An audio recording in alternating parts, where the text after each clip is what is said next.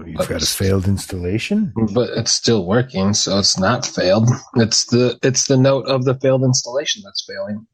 Because my installation's just fine, thank you very much. Yeah, don't need any of your shit. Yeah. Ooh-wee. So it's it's Mom's birthday. So yeah. I bought her a bottle of whiskey that she doesn't want. Well, I can't imagine with your taste in whiskey that's not high quality. Kentucky Tavern. Of course. Yeah. How much? I feel like when you're picking out a birthday gift, it shouldn't be in the old metal shopping cart at the front of the store. No. Second shelf. Not even. It's not bottom shelf. Wow. What did that set you back? Like $17. Damn, that is fancy for you. I know. Well, my sister bought flowers, and I thought, well, that's probably about $17, and mine's gonna last longer and much drunker. It sounds like it's gonna last a long time. Well, I made her drink a lot of it, so I'm already half in the bag. This has potential to go either direction. Oh, good. Yeah, that's a good disclaimer on the front end. I'm on a different direction. I'm drinking a probiotic sparkling tonic. I'll take Kentucky Tavern. I believe they'll both end up having the same results. Well, with that, let's fucking get to it, huh? Grab a 6 or a cold ones and whatever else trips your trigger. We're about to embark on a Dynasty road trip. That's right, we'll tool around the back roads of fantasy football land, taking in the sights of 10 and 12-man Dynasty leagues. But leave your keys at home, because here's your drivers, Ron and Jonah. Indeed. Yeah. It has been a while, and I guess before we do anything else, let's just touch on the Week 17 debacle. Yeah. I know you've been affected. Most of my leagues, I said I didn't make the playoffs, didn't factor in, but in one league I was in the finals, and it did factor in. Yeah. It's unfortunate. I will say this though. I've thought about it a little bit. I'm glad it happened on championship week. I know it messed a whole lot of things up, but I'd rather have it be decided in the very last game of the season than it be, did you advance in the playoffs? You know what I mean? Right. Like, that's a tougher pill to swallow. At least like the people there could negotiate on that. But like, we have a lot of scenarios where people split pots or someone conceded or stuff, or they came up with ideas. But imagine if like, you can't split a pot and then advance to the next round. Right. So I was happy for that scenario, and it's pretty messed up. Well, the worst I had was in my 12-man. It was in the third place game.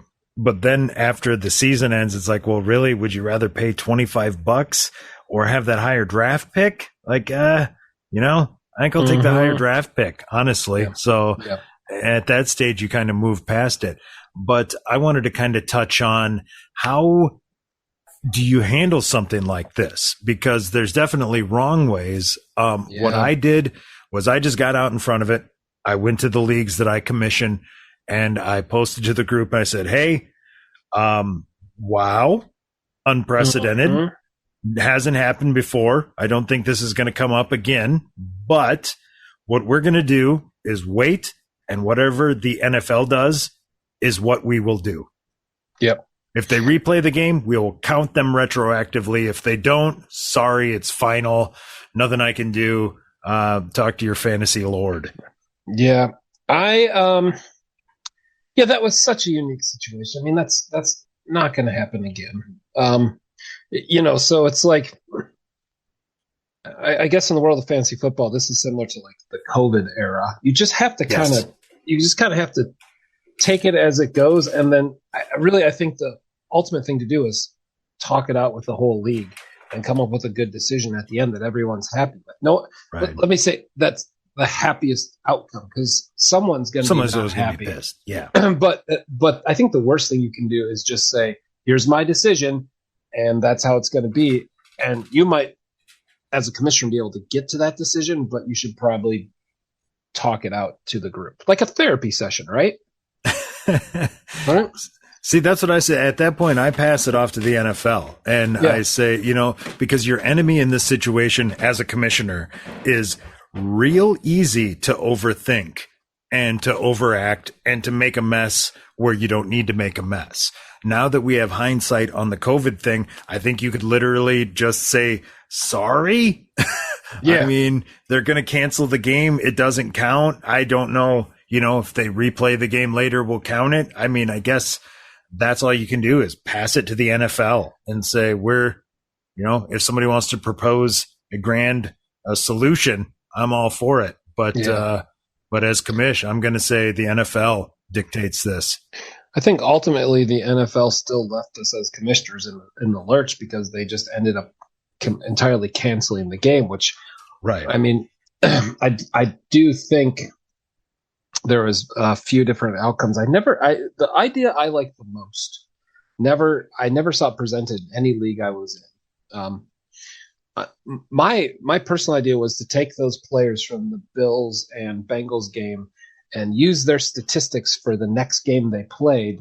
And I did hear that. I did hear that in multiple leagues as an option. So that's the one that I liked. In all the leagues I was in, though, only like one of them came down to a spot where, like, I should go back. I should say most of the leagues I was in, the outcome of the game was decided regardless of that game. So it also there was a high percentage because of Bengals Bills. A lot of people had those players that still had things decided. So it didn't actually present itself in every league I played in. Right. It was only affecting a certain few outcomes. For example, I was in a finals in our second 10-man, and I had a 60-point lead, I believe it was. But the scoring in that league and having the quarterback left going doesn't rule out a 60-point performance out of two players. Yeah. So I could see why the guy wanted to do a split, but at the same time, I was like, no. No, I know. It's a stupid spot.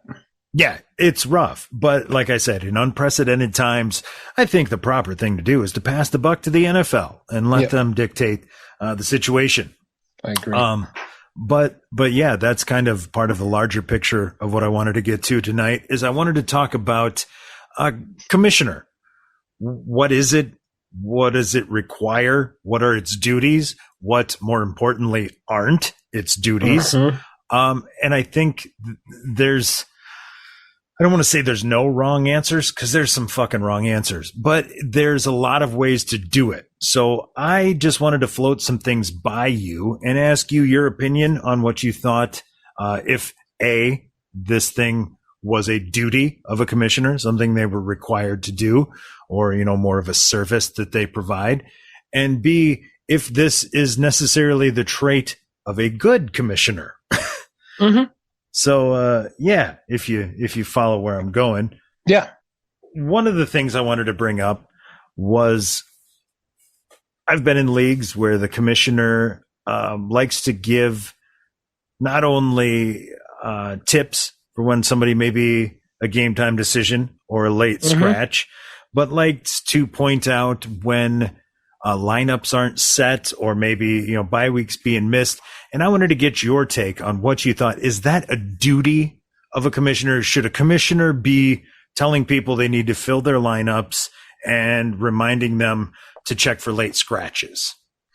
I do not think so. Again, I'm coming at this from a dynasty standpoint, right? So let's assume in a dynasty that you've built, unless you're in your first year, you have an established pattern with your players, right? So a guy, something's going to happen here and there where a guy forgets a player who's questionable, who's all of a sudden out before the kickoff or misses a spot. I don't think it's the commissioner's job to step in until that becomes a pattern that's been reported. You know what I mean? When somebody else says, hey, Billy Bob over here seems to like to leave that flex with a guy who ain't playing. Yep.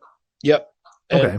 and most of the time as a commissioner for me, I'll maybe approach the person afterwards, and say, hey, you forgot defense last week. And they'll be like, my bad, I was out of town, I should have messaged, whatever. I mean, it's less prevalent than it used to be because of our telephones. Yeah, but 7 times out of 10, there's a reasonable excuse. Right. And I just don't think, like, first of all, it's like you're doing the favor to the guy who's not getting his stuff together. Right. You're helping the guy who's not paying any attention. Right. Why? So like I said before too, like unless you're watching a guy who you think might be tanking, I really think unless it becomes like a twice in a season or a chronic problem, then you address it with the player on the whole league on do we need to remove this guy? He's not paying attention. But all in all, no, I'm not gonna spend my Thursday night making sure that someone doesn't accidentally have a injured wide receiver in on their roster. Okay, so are we saying what is this more of like is this a trait of a good commissioner? Is this the trait of a poor commissioner, or is this like just like an additional service you offer? Like, where are we standing on this? I think a good league polices itself, and it's only the commissioner's job to step in when we have a chronic problem. That's fair. Okay, so let's see. One other one, a little less important, but as far as like commissioner notes to the league, is this a thing that you feel commissioners are required to just periodically post? Should they? Are we really just chiming in when we've got changes happening? Is it, hey, fellas, welcome back to the season? Where do you stand on it being a responsibility of a commissioner to be making that constant contact? I think most of the commissioners' contact should be happening in the off season at the appropriate times. In a dynasty, I think this is how I like to set up. This is my preference.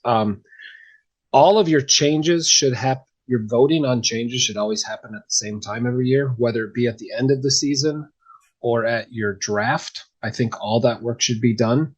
I think you have to communicate on draft times, how the draft goes. If someone's on vacation, then they're going to be late on their picks, yada, yada, yada.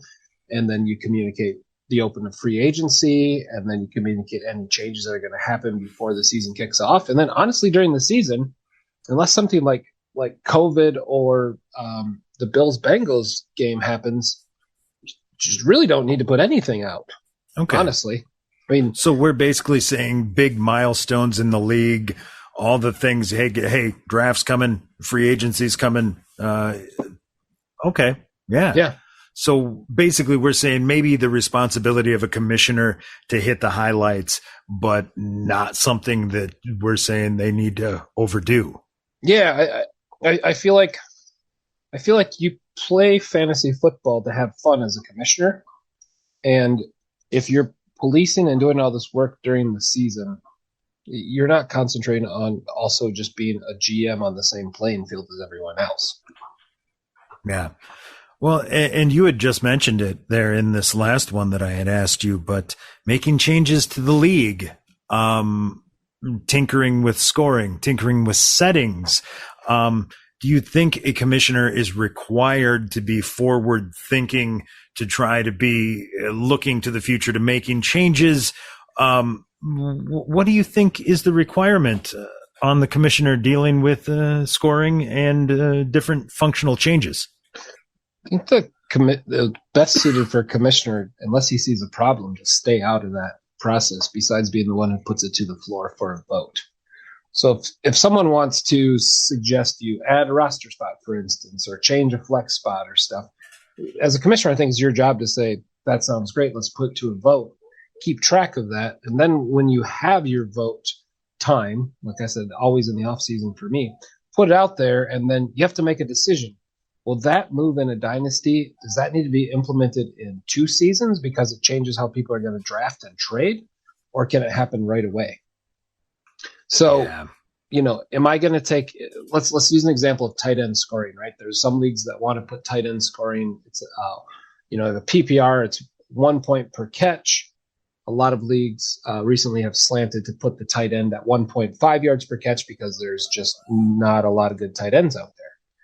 Well, if you vote on that one in the middle of the season, that you can't put that change in place right then, obviously. No. But even in a dynasty, even if you put that in at the end of the season, I think you should say, okay, this is going in 2 seasons from now, because then people can draft and make trades with that in mind. Yes, you have to have an entire full year to start to prep for the way things are changing.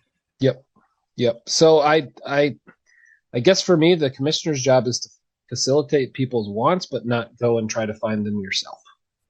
That is fair. The example I come back to, we had a startup dynasty league with a big startup draft coming, and it was determined that year's rookies would not be in the draft. So I did about 3 weeks of prep without rookies, ranked all my players, did the whole thing. And 48 hours before the draft, it was determined that they weren't sure that we could execute this. So we would just include all the rookies. And man, let me tell you, I think we're 3-4 years in. Clearly the bitterness has not gone away. That tanked my entire strategy. Rookies went way higher because I didn't have them baked in to my rankings. Yeah. I had a whole separate ranking sheet, and I wound up getting like 2 rookies that year because it was like DJ Dallas and, who was the dude that was in Arizona? Eno Benjamin. Yes, Eno. I got those 2 because, 14th round and whatnot. But you need time in a dynasty. Dynasty is like steering a ship. You don't turn the wheel and it just goes. There's a big process in getting that ship to swing around in the water. You need some time to prep for it. And I agree. So that takes us to my final question. And this one's a big one for me. I've had issues over the years with it. What do you think? Is it the responsibility of a commissioner to deal with money and payouts? Ooh, there's nothing that kills a league quicker than money handled poorly. True. Like, which really sucks because, you and I have played in leagues we've seen ruined with, disagreements over, money under $100. We've seen people get mad at each other over, the time of the payment. We've seen like mistrust, seen all these things, and they all take away from we all play fantasy football, right? And I know, caveat, you and I don't play in giant money leagues. I mean, no, $100 is the most I put in any league for a year. So right, and that's the league I'm thinking about leaving, partially because it's $100. Right. So like there's that piece, but I just want to say like you've got to make some decisions and stick to them. There's ways to assure that this doesn't happen, that you get to the end of the season and people haven't paid up. There's some leagues we play in that say you have to pay or you can't draft. I think there's also other leagues where it's like the second the score has gone final, payouts go out. I think if you have controversy with money, I think the best thing to do, and we did this in a league one time. I think you were not in the league at the time. Were you in the SFL when we created the treasurer position? No. We actually had a league where money became an issue. There was a question. The commissioner didn't want to handle the money part, but wanted to do everything else, which I totally understand. We actually, in that league, as a group, voted on who would be the treasurer, and that person, separate of the commissioner, had all the funds sent to that person, and he was in charge of sending them out at the end of the year. So ultimately, I guess I would say this. With money, if you're all good buddies, friends and stuff, there's nothing that can ruin it quicker than someone not giving you money. So if you are the person in charge of the money, pay it out as soon as it's time to pay it out, and make sure you have it in before you start the season. Right. If it's an issue, take it off your plate, get someone else to be in control of it. Yeah. And to that end, I will explain the payout system we've come up with for a couple of the dynasties that I run. You're familiar with. Yep. What we do is, to me, some of the payouts become redundant. Why am I paying you in at the beginning of the season? And at the end, when I win, you're giving me back some of the money that I paid into you. Couldn't I have just not given you my cash? So what I do is wait till the end of the season because, as we said with Dynasty, you've got a team on the line. Are you really going to give up your team over $25? Like, why are you here? So what we do is I come up with the list of payouts and I create Facebook chats. Mm-hmm. And then the person who is owed money gets added to a chat with all the people that are required to pay them. And that's where they can give them either a physical address to mail, a Venmo, go directly over Facebook Messenger, one of 1,000 ways to pay somebody. And once the payment is received, I remove that person from the group. And when no people are left in the group, everyone has been paid. Mm-hmm. I like that. That works well for us. And then again, that is for us. Yeah. For us, because that's a league where we've talked about the nasty. We've had the same guys in there for over a decade. So there is no question of, is this guy going to pay or not? Right. Well, I also do it in Big 12. Great. Same format. And it works great. I said, once they pay, you remove them. And actually the reason I wanted to bring this up was Big 12. I believe 2 or 3 years ago, I had a guy who basically someone claimed they hadn't gotten paid from the year before. Like, well, mm-hmm. Number one, why didn't you tell me? I'm the commissioner. You're bringing it up now that we're paying out for the year after. I got it cleaned up. Everybody got paid. But one guy basically blew a gasket and was like, you're the commissioner. You got to collect everybody's money and then you pay everybody out. And I just said, no, I don't do that. I don't want to do that. I commission a fantasy football league. If you have questions with scoring or rosters or changes, you talk to me. If you want to pay somebody to gamble on football, not my department. And he basically said, either you collect from everybody and you pay out or I'm leaving. And I said, well, sorry to see you go, but we will start looking for replacements. Yeah, again, it's just such a bummer because, that person is not going to play fantasy football in that league because of money and nothing else. Indeed. But yeah, that's, I just wanted to get to the bottom of some things that I said, I don't feel that that's a commissioner's job. I don't feel a lot of things are. And I'm glad we were able to kind of hash some of that out. I think we're on the same page with that. Yeah. Money sucks. So whatever you can do, get ahead of it. Yep. Get it right. It's going to be the reason your league collapses and people leave if you do it wrong. Okay, so I had an idea. Since the season's we're kind of in the lull of fantasy football, right? Right. Like people are there's fantasy football fatigue at this point. Agreed? People. Yeah. Right? We've had it on the Outsiders Social Club podcast. They were very happy celebrating the end of the season, and I was so disappointed. Yeah, I heard Goods comment on that. Of course, he's excited to be done. I kicked his ass. Catching a stray.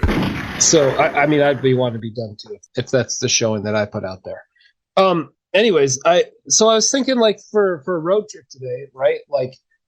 You've been on a long car ride, right? And you've talked about as much as you can and stuff, and the kids are antsy in the car, everyone's bored, kind of chopping each other. So what do? You bust out an old car game, right?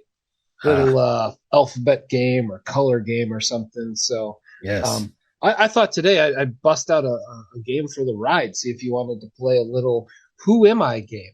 Ooh.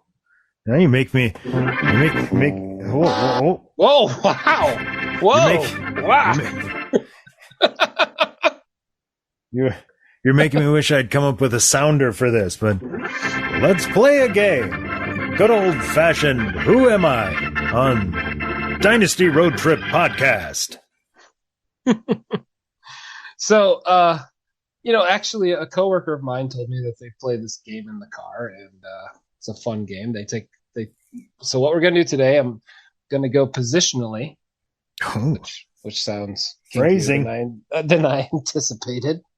But the first position I was going to go over today was the quarterback, and I'm going to play this game where I'm going to start giving you some statistics, and as it goes down the thing, I would like you to see if you know who the player is, and we'll see how long it takes to get there. And for you at home, feel free to play along. And if you get the answer correct before Ron does, give yourself 2.3 points. Ooh. Yeah.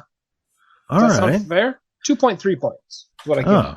Wow. Elevated scoring. Okay. Yeah. It's like the tight end sort of, little bonus 0.3 on there. Futuristic. Yeah. So Ron, you only get 2 points, by the way. All right. Oh, I get 2. All right. Mm-hmm. All right. So listeners at home, you can beat Ron if you get there, but it's I'm not going to make it easy. It's only 0.3 bonus. All right. Well, we should probably pay up and take a leak before we hit the road, huh? Yeah. Let's do that. All right. Well, then I'm just going to hit the intro. See? Oop. You. Oh, goddamn Flacco. It's time to settle up at the bar and the bathroom. Top off that tank and grab one for the road, because we're about to take you around the league on a Dynasty road trip.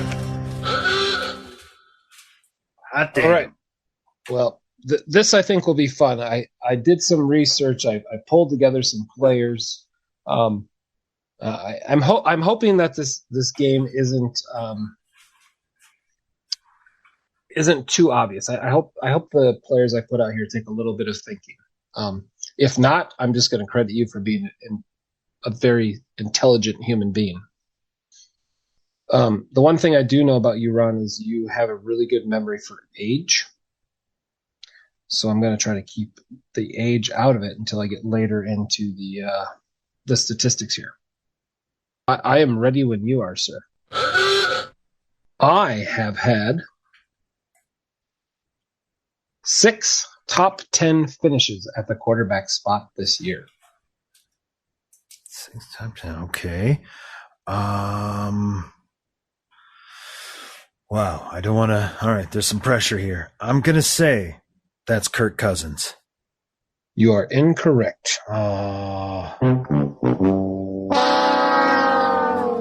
Okay. My worst game was 6 points. My best game was 36 points. Wow. This is Right. actually tough. I'm who is right in that sweet spot? That can't be Mahomes. No. Oh. My average points per game is 18.46.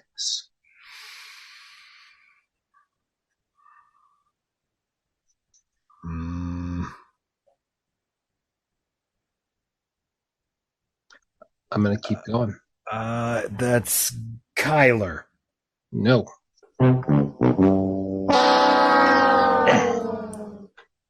I was not a starter last year. I'm drawing a total blank here. That one's throwing me. Jared Goff. No. And this might You might have beat me. this one might give it away. Now I'm using an ADP from Dynasty Leagues. Keep this in mind, okay? Okay. It's not a redraft. So this was the ADP of if this player was picked in a startup Dynasty draft this year. Okay. Okay. So my ADP at the quarterback position was 66. Holy shit. I keep wanting to say Geno Smith, but that can't be it. You are correct. Shut up. Yes. I was like, no way, 6 top 10 finishes? That doesn't sound plausible. Geno Smith, the number 6 overall quarterback in Dynasty football this year, with an ADP of 66 overall, an age of 32 years old, and an average points per game of 18.46. His worst game came against the San Francisco 49ers, and his best game came against the Detroit Lions. He was never a quarterback 1, but he was a quarterback 2, 3, 4, and 5. Wow. And never lower than a quarterback 29. Are you ready to go on to the next quarterback? Yeah, let's do it. All right. I have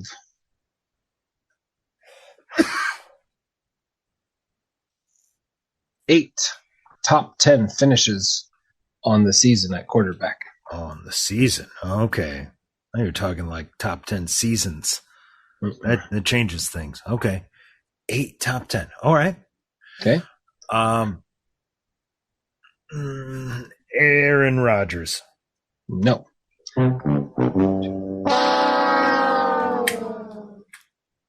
I have 6 finishes under 20th or worse on the season at the quarterback position. Marcus Mariota. No.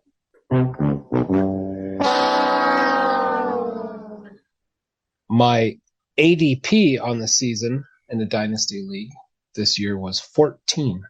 Holy shit. Josh Allen. Oh, that's at the quarterback position. The 14th quarterback. 14th quarterback. I'm gonna say Kirk Cousins again. No. I finished 12th overall.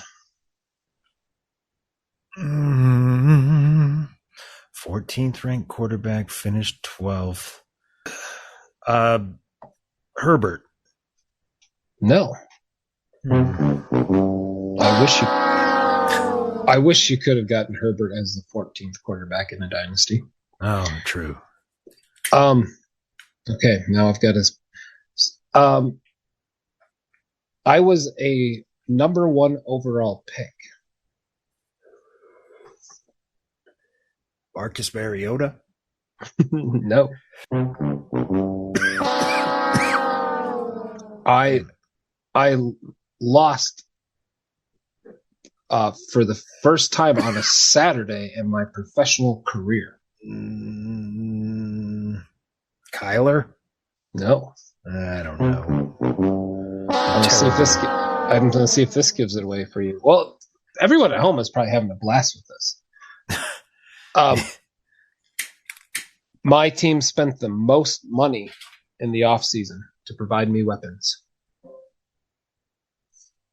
Tua. Nope. Oh. You get one more guess. God damn. I have a punchable face. So many. Think about it. We've wanted to punch this guy's face early in the season.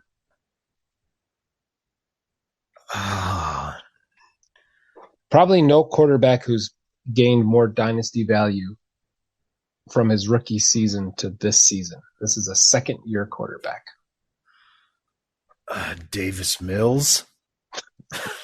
Trevor Lawrence. The answer is Trevor Lawrence. I should have known right at the punchable face. I know. I said the punchable face. It should have given it away. To be fair, I've drank a lot of bourbon. Well, and also to be fair, like, why do you want to punch Davis Mills? He's just got it coming. I mean, he's a Texan. He punches his own face. All right, I've got a quick and easy one here. I'm going to make it really get to it real fast here. One last quarterback here before we move on down the road. I had an ADP of 2 on the season. Oh, in Dynasty. Josh Allen? No.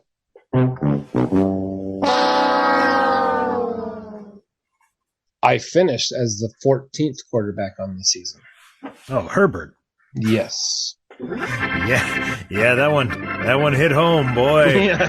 Number 2, finishing at 14. That's Justin Herbert's year. All right. Would you like to move on to the running backs? Very much so. Mm-hmm. I feel like you're going to be stronger at the running back spot.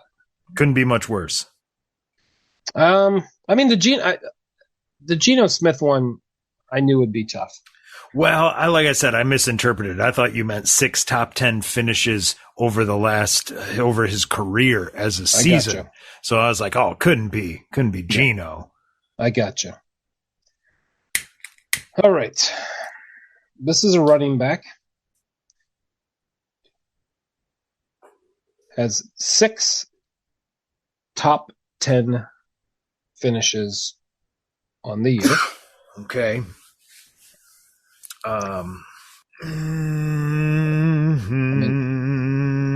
Raheem Mostert. No. Oh. I mean, if you get it on the first guess with that. Yeah, right. That'd have been a fluke. Okay. This player averages. Interesting. What the hell? You buy 10 tickets on hold on. What's happening? Why is things... Hold on. Something's going wrong. What? Okay. Oh, okay. That one's for you. Yeah. Thank you. I'm going to mute my computer instead of yelling at me things. This is... I am current... Okay. I'm currently infuriated by this whole thing. All right.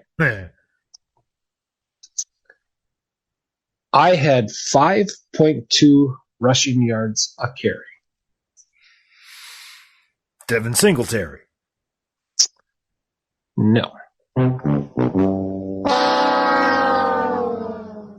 I had 9 rushing touchdowns on the season.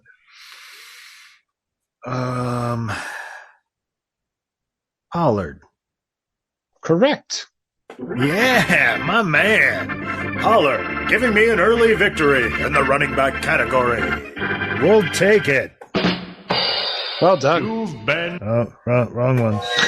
That's the one. There we go. Smooth transition.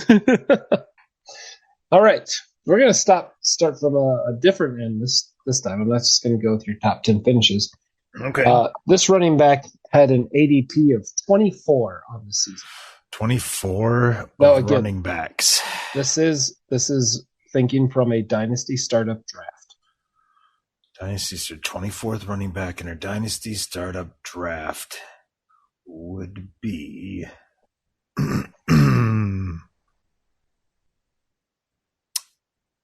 Walker. No.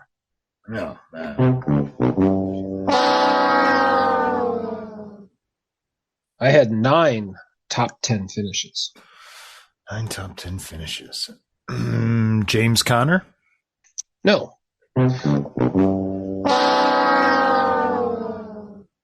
I had 3 running back 1 finishes. Holy shit. 24th running back. That's I want you to think of a player who people were way low on to go into the season. ETN? No, but that would be a great guess. 24th running back, man. My ADP matches my age. I am 24 years old. Brandon Jacobs? That would be correct if he still played football. Oh. But Josh Jacobs would be correct. Yeah, that's the right Jacobs. Yeah. It finally clicked. Shit, yeah. Josh Jacobs finished number 4 overall on the season. Wow. Never had. So if you say that you finished in the top 40 as a running back, right, in any given week, you're not a total bust. He never had a finish worse. 40 was his worst finish, which is like 6 points. So really, there's going to be a couple of those. But honestly, on the season, only had 1, 2, 3, 4, 5, 6, 7 games that he was not a top 10 running back. Pretty impressive. All right. Let's go to the last of our running backs here. That's what I've been missing. I like this game. By the way, when I give rankings here of like 8th, 4th overall, I am going season average. Okay. So I never look at players at the end of the year as like, yeah, you missed 3 games, but you're phenomenal, so that you're not ranked here. I always go by their ranking via season average and points. Okay. So, this player averaged 13.11 points per game. Averaged. Mm-hmm. Hall. No. That puts this player as the 18th overall dynasty running back on the season. Foreman. No. This player had an ADP in the top 5. Oh, shit. Wow. That's a curveball. ADP in the top 5. Oh, Javante. No. Whoa. What's another good clue here? At one point during the season, this player was talked about being outperformed by an undrafted free agent. Najee. Correct. Yeah, that tipped the hand. Yeah, a little bit of Steelers talk. Bringing it home. Early victory in the running back round. Najee Harris actually had an ADP of 2 overall. Oh, damn. Only after Jonathan Taylor, who Holy I also shit. thought about putting in there. Yeah, well, going into a dynasty, Najee Harris, second year, ton of work. Yeah, I scooped him up in a startup dynasty, but it wasn't there. It was way late. Yeah. So this is, again, I can only go off the ADP of. I'm using the Sleeper app, and I'm using their ADP formula, but I trust them. Yep. It puts us in a spot here. So, all right. Well, let's move on to the wide receivers, which I have I believe a very juicy schmattering of. Let's see here. Okay. I'm going to start with my ADP was 13th overall. 13th running back. Montgomery. This is wide receiver. Oh, yeah, shit. Oh, yeah. That'll change things for you. Yeah, that'll help. Okay. 13 wide receiver overall. Oh, shit. It's going to be tough. Mm-hmm. Waddle. No. I had only 2 top 10 finishes. Somebody like Metcalf? No.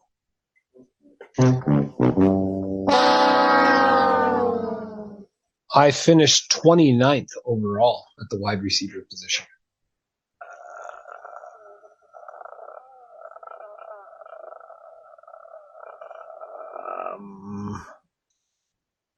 Wow. Hopkins. No.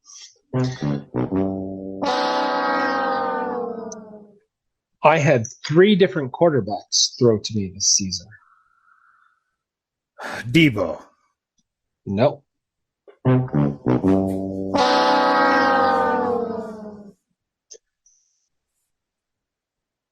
I'm a second-year player.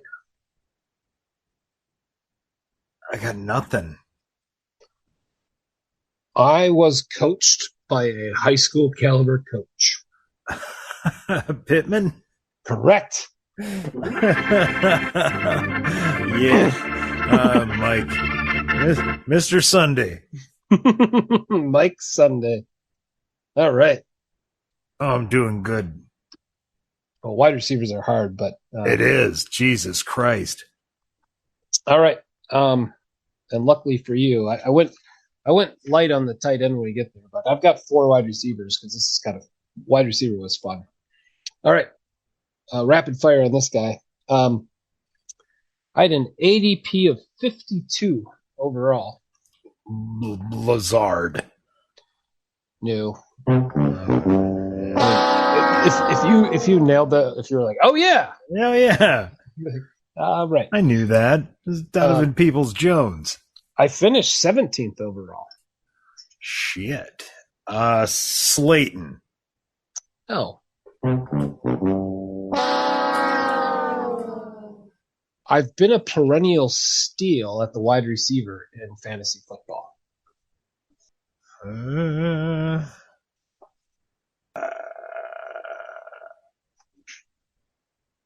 Lockett.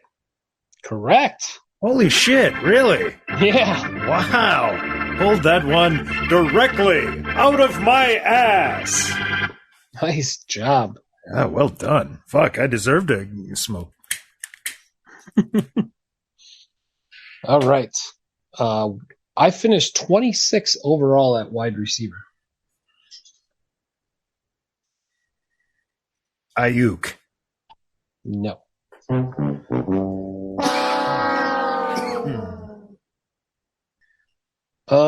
I had 6 top 10 finishes. Amon-Ra St. Brown. No.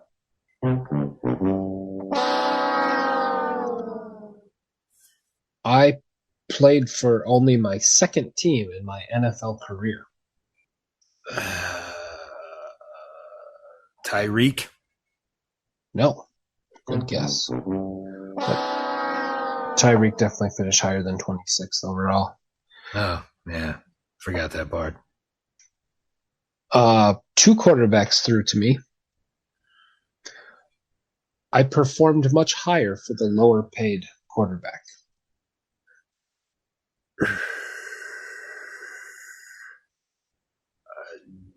Debo? No. I'm 28 years old. Shit. Hopkins? No.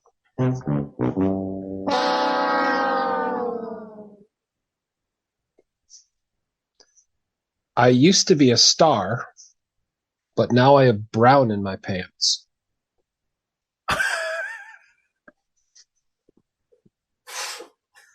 Think about that sentence. I can't. I can't stop laughing about it. I used to be a star, but now I've got brown in my pants. Donovan Peoples-Jones. Amari Cooper. Oh, I forgot. Yeah, he's the other one there. I couldn't think of their other wide receiver. Are you stuck on brown in your pants? I was. Yeah, happens to the best of us.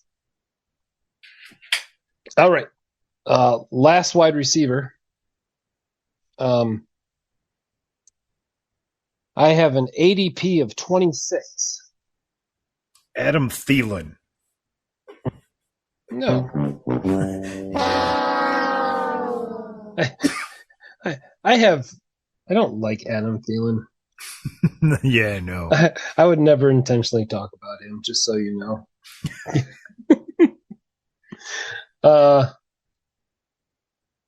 I have 5 top 10 finishes on the air.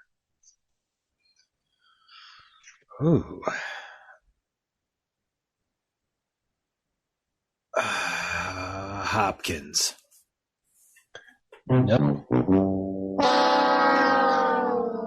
Do you want to just make DeAndre Hopkins your guest to start everyone? Yes. Okay, we'll just default that. DeAndre Hopkins will not be an answer in this segment. No matter how much I want it to happen. No matter how much you want it. I want it to justify these weird rankings.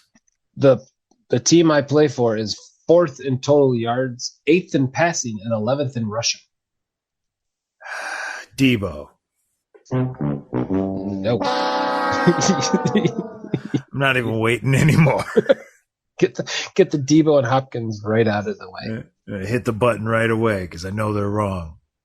I already forgotten most of the metrics you said, so now I'm just stabbing in the dark. Yeah, you are.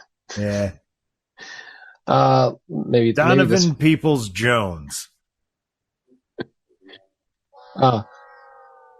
I was targeted 146 times this season.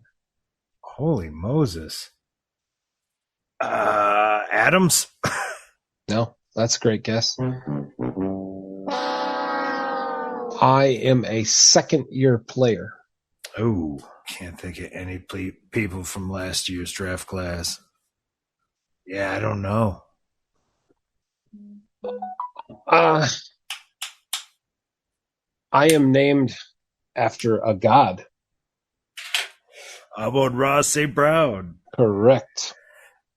Damn, I guessed him earlier. I know you did. Damn it. Amon-Ra St. Brown, ADP of 26, overall finish of 10 overall, 146 targets on the year, 106 catches. I would have thought him going higher than that. I guess it depends on when your draft was. I would say, so let me give you, to finish out our wide receiver segment, let me give you kind of perspective on that, because it's easy to look back and say, like, man, he should have gone higher. But when you actually look at the ADP of players, you'd actually see that, actually that makes sense. All the guys that are in front of him mostly should be. Yeah. Let me give you some guys that went right around where he went. That's 2/3 or 3/4 of the starting ones in the league. Yeah.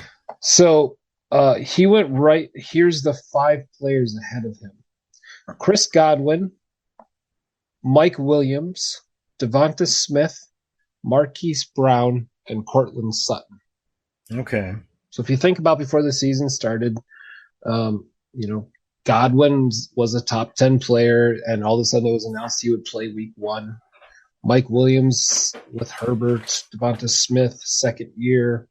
Marquise Brown had moved to Arizona, and Cortland Sutton was going to be hooking up with Russell Wilson. Yeah. I mean, the good old days. Yeah, right. Right after him, by the way, in Dynasty leagues, were Chris Olave and Treylon Burks. Oof. Yep. All right, on to our last segment. God, this one is fun for me. This tight end is it was such a challenge of finding players that I feel like to do this round, you had to find players who really either overperformed or underperformed, because the tight ends are so clustered together. Yeah, it's a log jam. So I'm going to give you this at the tight end position. I had an ADP of 23 overall. Ertz. No.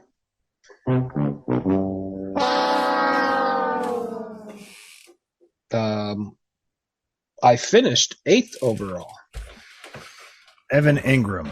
Jesus Christ, yes. I know my tight ends. I should have got it on the first clue. Wow. I had a lot more stacked up on that guy. Was you? Yeah, it'll be ridiculous. I'll just blow through the tight ends. Well, then let's do her. Let's do it. I finished 20th on the year at tight end. Average. This is average. Keep in mind. Average score. Okay. Damn. 20th, you said? Yes. Komet. No. Yeah.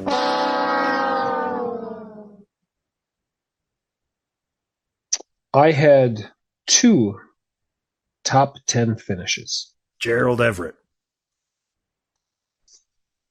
No.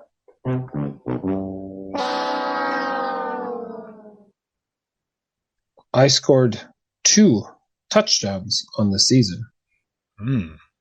Gesicki. No.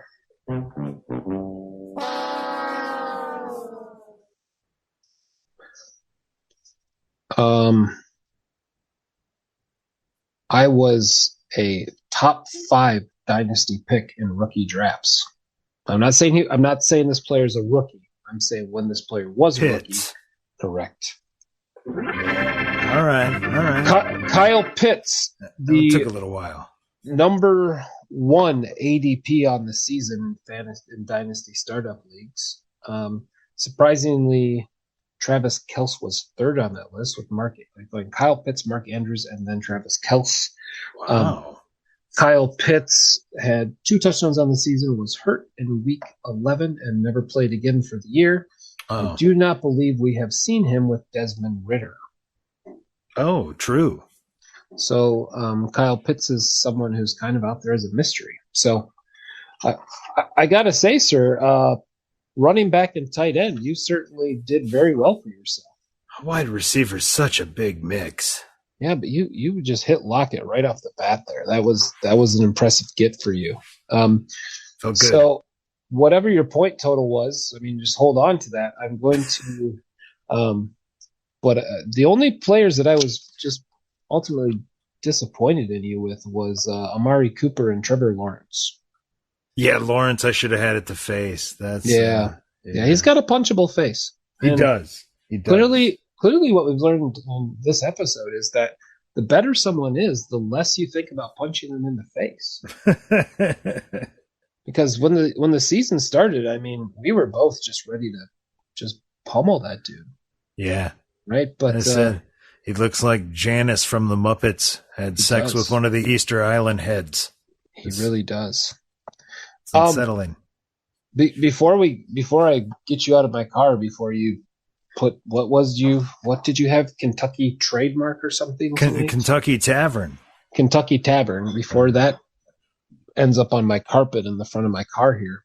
Yeah. Give me your thoughts on the NFL playoffs. I can tell you both of my Super Bowl picks are still in it, but I think I'll probably be wrong on one of them after this weekend. I've watched none of it. No. Yeah. That's un-American of you?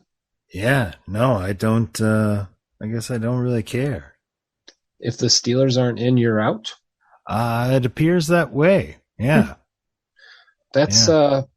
It's sad. It is sad. It does sadden me a little bit. I am. Always got time for football when you're editing podcasts, so it's. Yeah, especially when you're editing podcasts about football.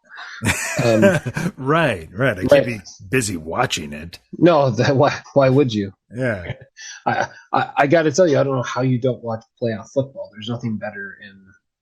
I guess some games. I sometimes watch the Super Bowl. Yeah. Sometimes. So have you found then over the years that because of fantasy football, like once week 17 is over, you're done with football? No, I've just kind of moved away from sports in general, so I don't think it's really as much with that. But one of the big things that I've noticed over the years is the recency bias of the playoffs. Mm-hmm. You get somebody on a good stretch run and their value goes apeshit because that's the last thing people saw. There was a year where after that Super Bowl run, man, people were all up in Plexico Burress. But before the season rolls around, he kind of shoots himself in the leg. So it's like there was dudes that went hard and heavy and bought in based on, oh my God, him and Eli, and they're going to be a thing forever and ever. Yeah. Didn't make it to the season. Well, I would say, like right off the bat, like that's Gabriel Davis this year. Yeah. Right. I mean, he had a crazy game against the Chiefs, scored a bunch of points. He was really high on people's ranking. He ended up just being the same inconsistent Gabriel Davis that he was during the regular season, but he moved way up fantasy draft boards this year because of what he did. They're out now, but Trevor Lawrence, obviously, I think his stock is rising as the playoffs go on. Punchable face. I know. I said the punchable face.